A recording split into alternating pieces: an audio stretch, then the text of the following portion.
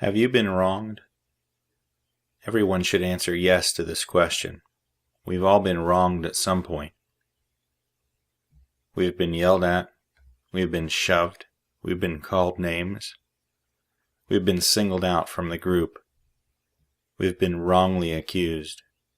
We've been lied to. We've been stolen from. Most of us have probably been punched in the face. Too many of us have been discriminated against. Too many have been attacked or violated. But worse than these offenses are their effects. If someone expresses hatred against you, it's like you've been poisoned or injected with a disease. There's an anger inside, and it has to come back out somehow.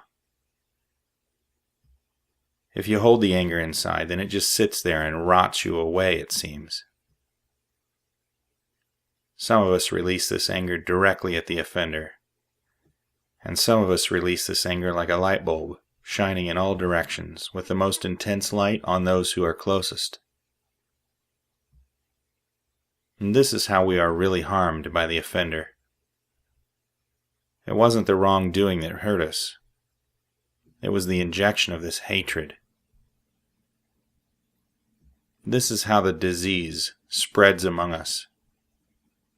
Hate is placed in us, and then we release it on others. But this disease doesn't have to spread. We can choose forgiveness. How much we forgive depends on our strength. Some things are easier to forgive than others.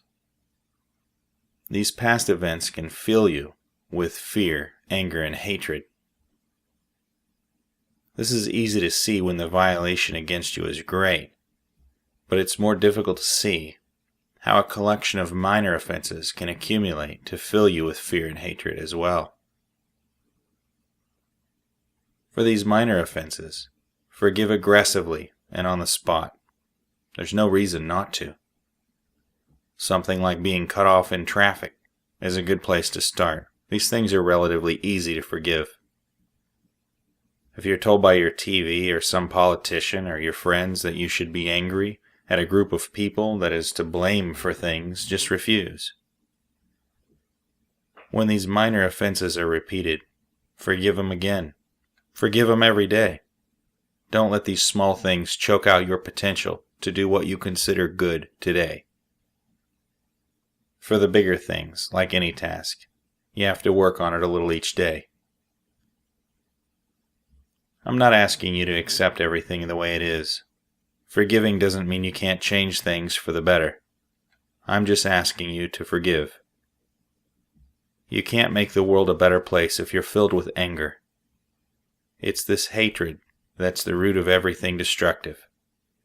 It's this hatred that serves to hold you back and make you a slave. And it's through forgiveness that you break free. Free to be the person you'd rather be.